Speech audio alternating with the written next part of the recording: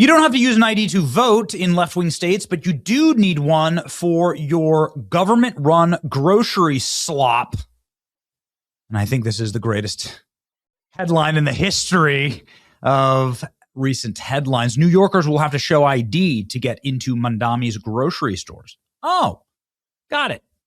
So if you're looking for government-run cheese, you're going to have to reach into that back pocket and grab yourself some ID to show that you are actually from New York, because then why wouldn't somebody from Connecticut or New Jersey drive into the city and take advantage of the taxpayer-funded groceries? Why wouldn't people just loot the stores? It's like, do you even have to pay at all? This is going to be an exciting time. I look forward to visiting the Mondami-run grocery stores. To make sure that we target New Yorkers, whether it be at sort of a library card-esque thing, and also we manage who. You can see that she, like, when she was asked this question, when Mondami was asked this question, they didn't know how to respond.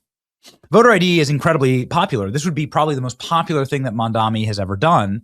It would be to institute an actual ID for everything in New York, but including to vote. A new Fox News poll, significant support for voter ID and laws for mail-in ballots. Obviously, you've seen the numbers.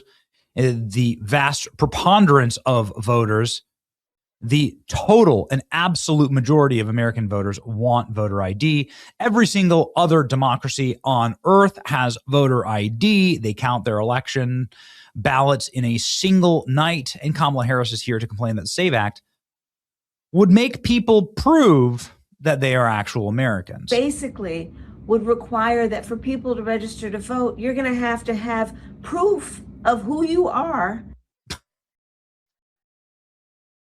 Yeah. I don't get what. Yes, that's right. Like the vast majority of the world, the country understands this, believes this. And Kamala Harris used to believe this. It was Kamala Harris just a few short years ago demanding that we get rid of all electronic voting and go back to same-day paper ballots. But that's when she thought that Donald Trump was going to rig the election. Now it's Donald Trump who's saying that he might use a national emergency in order to smash the glass and get this done. President Trump in an interview today saying, hey, you know what? Maybe we'll use a national emergency and I'll just get voter ID, proof of citizenship, by declaring a national emergency. All right, we'll leave it at that. So let me put an idea in your head, okay? Because it's so hard to get the Senate to do anything. Now they're on recess. They don't get anything done if they never get the Save America Act done. You have the right to declare a national security emergency for elections. And the Supreme Court ruled in 1983 under Reagan that INS versus Chadha, that if you declare a national security emergency as the president of the United States, they can't challenge it. It can only be overturned by a 2/3 vote of both houses of Congress. So if you do this in the next month, we will get photo ID, proof of citizenship, and a limit to mail-in ballots. And let me just say that stranger things have happened. Okay, I'll leave it at that. All right, we'll leave it at that. So let me. Stranger things have happened, says Donald Trump. National emergency. You could get what you need here if you were to declare a national emergency. Let's go ahead and check with the all-powerful AI. The president can declare a national emergency at any time under the National Emergency Act. Seems a little broad, but okay. With very broad discretion, no precise statutory definition of what qualifies as a national emergency. So he's right here.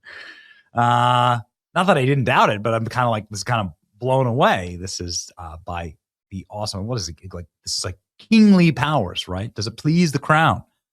The NEA does not define national emergency. It authorizes the president to declare with respect to acts of Congress authorizing a period of national emergency and special extraordinary powers. The president issues a proclamation, an executive order, that must be immediately transmitted to Congress, published in the Federal Register, specify the particular statutory authorities the president intends to invoke. Once declared, the proclamation unlocks access to more than 100 or 120 standby statutory powers scattered across the U.S. Code. Military, construction, assets, regulations, authorities dormant. There is no formal requirement for Congress to approve such declaration in advance, nor is there any strict evidentiary threshold the president must meet in court. Oh, it's left to the presidential judgment. Yikes. Okay. So and you could just like kind of keep doing this. Okay, so this is kind of like not actually incorrect. Not sure if it would be that popular in Congress. Not sure this is really, like, frankly, been used for anything other than national disasters. I think during COVID, right? People expected this to happen, and it's got to happen, says Donald Trump. The Senate is going to has to pass the Save America Act. Remember, the last thing that Lindsey Graham said to Donald Trump was, "We have the votes ready to go for you, Mr. President, on the Save America Act." It's very simple. There's only one reason, but we want to have that. We want to have proof of citizenship. So be nice to say, yes, I'm a citizen. Here's my citizenship, proof of citizenship. And ideally, but we're not even stressing this because that's only a 79% issue. You know, that's not in. So Donald Trump going on like constantly about the SAVE Act. It's the single most popular piece of legislation with the American base and in America, I think you could argue. I just asked President Trump about considering declaring national emergency around the elections and proposed an executive order. He said no, he's never heard of it. Well, things have changed since Donald Trump was asked this in February. Now he says stranger things have happened. Obviously, President Trump did a primetime address in order to lay out all of the evidence, and all of our conversations about this and all of our coverage of this is working. We had Ron Johnson on the program, and he told us that John Thune is actually working in order to actually get the Save America Act passed in piecemeal. There are a number of strategies that they're going to deploy in order to get this done. So here's hoping, ladies and gentlemen, but at least some light maybe at the end of the tunnel. We'll see. Do you see any strategy, any architecture for potentially getting this done late into the ninth hour? Well, again, you know, I'm now budget chair, so I'm working on a reconciliation package where we can pass certain elements of election integrity. We can fund, you know, scrubbing the voter rolls and paying for real IDs, that type of thing. Again, it's not the full Save America Act. It's not even the full SAVE Act. But, I mean, that we can do within Senate rules without, and again, we just don't have the support for ending the filibuster. And I understand that. I mean, I'm for ending it. I understand the reluctance. I'm sure you'd like Republicans to have the filibuster when Democrats gain control so we can stop the destructive legislation. So it's a legitimate point of view. But, you know, I do notice that Leader Thune just filed cloture on what I thought was a brilliant bill passed by the House. It's a ban on stock trading by members of Congress. And it's narrow enough so you don't have people divest of businesses, that kind of stuff. So it's one that I would support because I sold all my marketable securities. I don't trade in stock. So a ban on that combined with voter ID. And what's brilliant about that is when we had the Save America Act on the floor, all these Democrats, they were lying through their teeth, I'm sure, but they said, you know, we're for voter ID. We're just opposed to this bill. Okay, well, will you actually vote against banning stock trading by members of Congress that just includes a simple voter ID bill? So Leader Thune just filed that. It'll be real interesting to see. Are Democrats going to vote against a ban building or banning stock trading by members of Congress, but also includes voter ID, which they all said they support? So that one vote might solve an awful lot of these problems and really do probably a better job of what we need in terms of voter ID than we can do in reconciliation. So let's see how that thing turns out. Otherwise, we'll also have the plan to at least proceed to the reconciliation package. But even there, understand most of that reconciliation package, it's a vehicle for doing election integrity. You know, our troops are in harm's way. So the Pentagon makes a pretty convincing case for $350 billion. This one's only 60. So again, there's a lot of things as part of budget reconciliation. Do we do one? Do we do two? That's what's being discussed in the conference right now, and we are working hard on it. We've had serious discussions about it now, and I'm trying to get a result.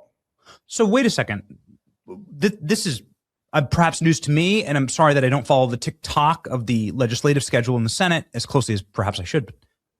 So you're saying that all the activism against John Thune or in favor of the SAVE Act has actually caused him to move on it, and we may well get SAVE Act architecture introduced by John Thune, and it's happening right now.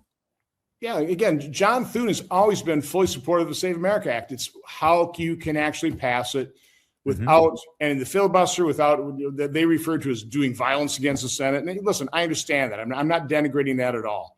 Again, I think most conservatives love the fact that we have the filibuster to stop Joe Biden and the Democrats. We're going to want it again. So I understand that. I just happen to think they're going to do it regardless, so I'd end it myself. But again, that's a legitimate point of view. But John Thune has always been supportive of the full Save America Act, the provisions the president added to the SAVE Act. But it's just, how do you get it passed?